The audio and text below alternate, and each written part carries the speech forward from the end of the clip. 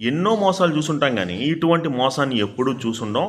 మనందరికీ ముఖ్యంగా ఆంధ్రప్రదేశ్లో ఉన్న సుమారు 2 కోట్ల మంది మహిళలకి కూడా ఇది అబద్ధం అని చెప్పి తెలుసు. అందరూ కూడా సోషల్ మీడియాలో ఇంత ఫేక్ ప్రచారం ఏందిరా, అది కూడా ప్రతిపక్ష హోదా కోసం ఇటువంటి అబద్ధాలు ఆడతారేంట్రా అని చెప్పి అనుకుంటున్నారు. అసలు కథ ఏందో ముందు ఈ వీడియో చూస్తే కానీ మీకు అర్థం కాదు. మహిళలకు ఫ్రీ బస్ అంటూ ప్రకటన చేసింది. ఎన్నికల్లో ప్రచారంలో రాష్ట్రంలో ఎక్కడి నుంచైనా ఉచిత బస్సు ప్రయాణం అంటూ ప్రకటనలతో హోరెత్తించారు కూటమి నేతలు.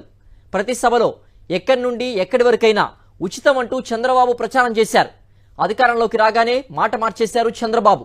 దీంతో సోషల్ మీడియాలో తీవ్రంగా మండిపడుతున్నారు నెటిజన్లు, మహిళలు. అందరూ చూశారుగా, ఫేక్ ఛానల్లో ఫేక్ న్యూస్లకి కొదవే ఉండదు. అసలు వాస్తవం ఏంటో కూడా చంద్రబాబు నాయుడు గారు ఏం మాట్లాడారు, ఆ తర్వాత లోకేష్ గారు ఏం మాట్లాడారో కూడా పూర్తిగా ఈ వీడియో అయితే చూడండి. మా ఆడబిడ్డలు జిల్లాలో ఎక్కడ ప్రయాణం చేయాలన్నా ఉచితంగా ఆర్టీసీ బస్సుల్లో ప్రయాణం చేయొచ్చు. జిల్లా పరిధిలో ఆర్టీసీ బస్సులో మహిళలకి ఇంకా టికెట్ ఉండదు.